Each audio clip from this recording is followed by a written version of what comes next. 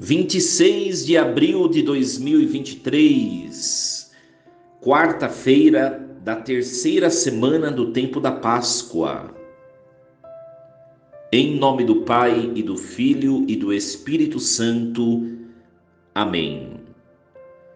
Meus queridos filhos e filhas, muito bom dia, louvado seja Deus.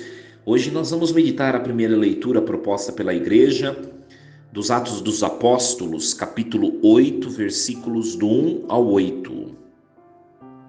Naquele dia, começou uma grande perseguição contra a Igreja de Jerusalém, e todos, com exceção dos apóstolos, se dispersaram pelas regiões da Judéia e da Samaria. Algumas pessoas piedosas sepultaram Estevão e observaram um grande luto por causa dele.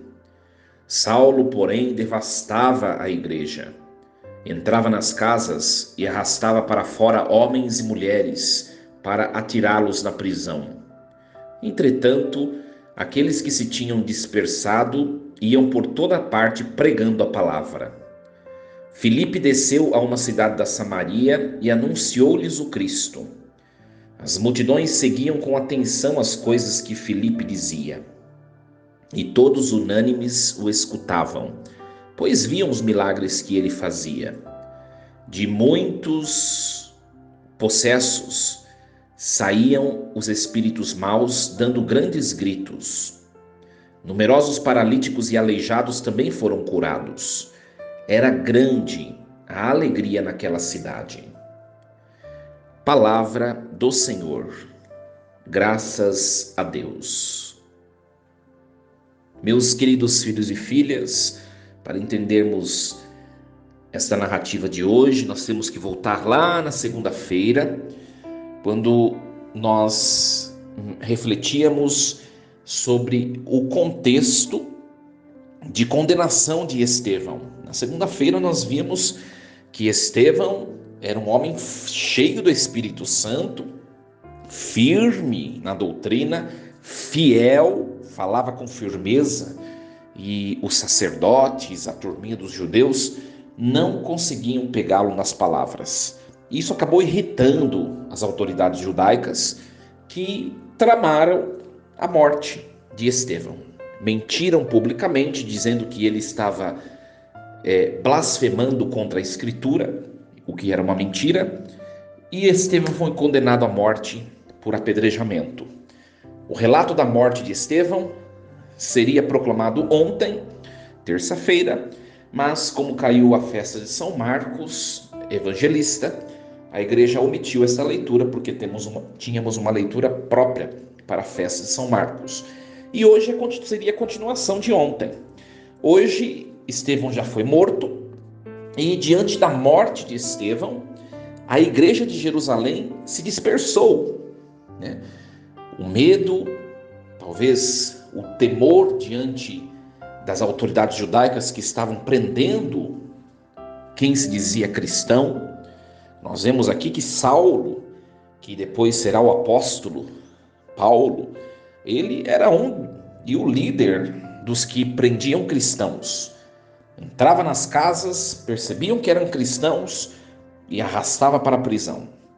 Enfim, um contexto de medo, de pavor. Muita gente saiu dos limiares da igreja de Jerusalém e se espalhou para baixo, né? Como nós vemos, se espalhou nos territórios em volta, a Judéia e outros territórios, a Samaria. Talvez o temor, mas essas pessoas, eu estava a refletir, essas pessoas elas se dispersaram, mas elas não deixaram de anunciar o evangelho, né? Talvez se dispersaram, ou certamente se dispersaram por medo, mas não deixaram de falar de Jesus. É o que diz o texto de hoje, né? Olha só, aqueles que se tinham dispersado iam por toda parte pregando a palavra. Meus queridos, o primeiro ensinamento para nós, a palavra de Deus, que é a verdade sobre as coisas, sobre a criação, sobre a vida humana, ela não pode ser presa, detida. Os cristãos, a igreja, pode ser perseguida, mas a palavra de Deus não fica enjaulada, não fica detida, presa. É o que nós vemos nesse contexto. Eles estavam causando medo, os judeus, mas a palavra continuava a ser semeada. Nós vemos esse relato de Filipe, que pregava e que arrastou com ele mais fiéis. É o retrato da eloquência da palavra de Deus. As pessoas hoje em dia, nós vemos no mundo de hoje, no mundo que nós vivemos, né? Que cada vez mais a igreja é perseguida, e uma perseguição ideológica, né? Hoje em dia não é mais uma perseguição, é evidente que existe em alguns lugares, mas, por exemplo, no contexto do nosso país, não existe uma perseguição declarada ou bélica, uma guerra religiosa, mas é uma perseguição ideológica.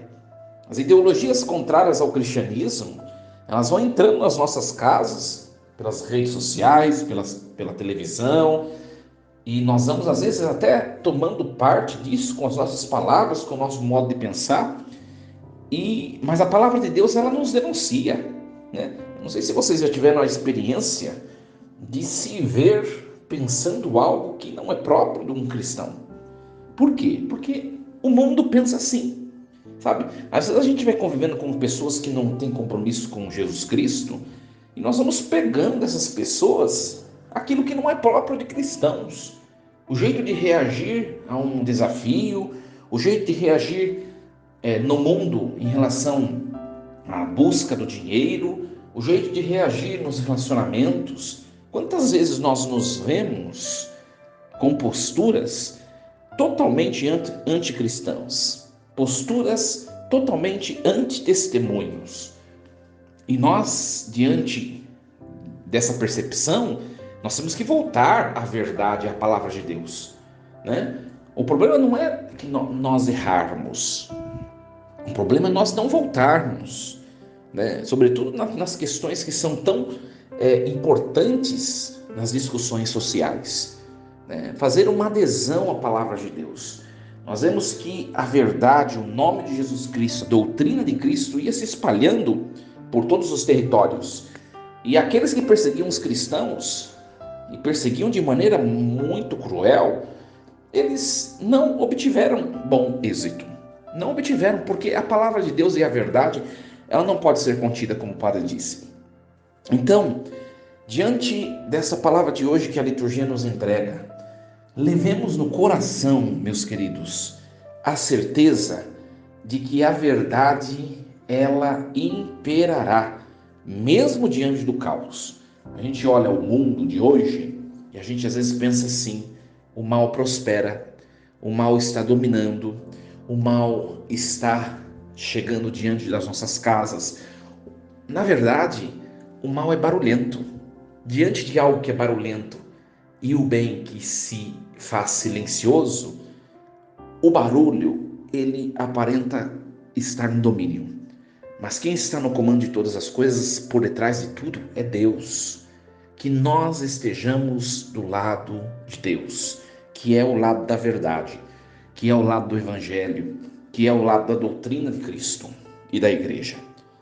Que nós estejamos como esses discípulos, mesmo no medo, né, dos confrontos do mundo, mesmo no medo da perseguição, que nós não tenhamos um espírito covarde, de modo que não anunciemos a verdade. Sejamos fiéis a Cristo. Falemos de Cristo, falemos da verdade, falemos da doutrina, das virtudes de Cristo com a nossa vida, com o nosso exemplo. Que Ele nos ajude e que a palavra de Jesus possa, mesmo nos dias de hoje, possa ser disseminada e possa assim obter a salvação para muitas almas. Desejo uma quarta-feira abençoada para todos. Força e coragem. Em nome do Pai, e do Filho, e do Espírito Santo. Amém. E lembremos-nos sempre, Deus está no comando de tudo.